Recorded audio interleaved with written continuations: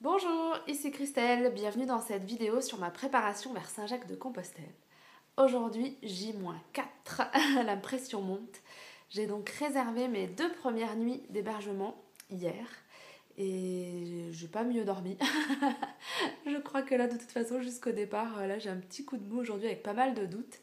Et du coup, je voulais vous parler dans cette vidéo du changement qui fait un petit peu peur parce qu'effectivement, je me rends compte que prendre la décision de partir et puis commencer à faire les préparatifs, à faire tous les achats, c'est être encore dans le rêve et que dans ce genre de projet ou de grandes choses qu'on peut mettre en œuvre dans notre vie, eh bien il y a la réalité qui nous rattrape à un moment et puis la réalité elle s'accompagne de pas mal de doutes, de pas mal de questionnements, de pas mal de remises en question. Et puis là, on trouve toujours des millions et des millions, si on veut, de raisons de laisser tomber.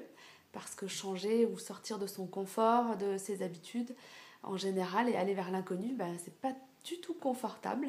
Et c'est aussi confrontant, ça nous fait nous confronter à nous-mêmes, nous confronter aux autres, au regard des autres qu'il faut dépasser. Et donc là, comme je pars dans 4 jours, la réalité est très très très nette et me rattrape très fortement. Du coup, bon bah là, c'est hors de question que je fasse marche arrière, quoi qu'il arrive, hein, je vais partir.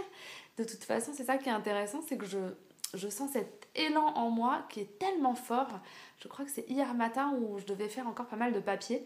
Et donc je me disais, bon allez, je m'y mets et puis je commence par ça. Et en fait, j'ai dû aller marcher parce que mon corps, il y avait comme une force, mais absolument ingérable qui m'entraînait à l'extérieur. Et c'est comme s'il faut que je tire le frein à main pour lui dire, attends, on part que dans 4 jours, on va pas partir demain quand même. Et donc c'est ça qui est intéressant quand je sais pas si vous l'avez déjà ressenti, quand on a envie de quelque chose de très puissamment, eh bien on a cette force intérieure qui nous pousse et en même temps il peut y avoir plein de choses qui nous retiennent et c'est pas évident toujours de doser entre les deux et d'oser, des apostrophes, aller jusqu'au bout de notre élan et de nos envies parce que ça demande de dépasser plein de peurs et plein de doutes et moi là je traverse ça aussi donc je pense que c'est ce qui s'exprime dans mes cauchemars. En même temps, la peur est pas négative en soi. C'est si on la laisse nous paralyser que c'est dommage. Sinon, il faut juste écouter. Et donc, moi, j'écoute là. Elle me dit que mes cauchemars, c'est plutôt des agressions de l'extérieur. Donc, elle me dit qu'il faut que je sois vigilante. C'est pour ça que là, je vais réserver les premières choses pour m'apaiser un petit peu. Voilà pour la news à J-4. Merci d'avoir regardé cette vidéo.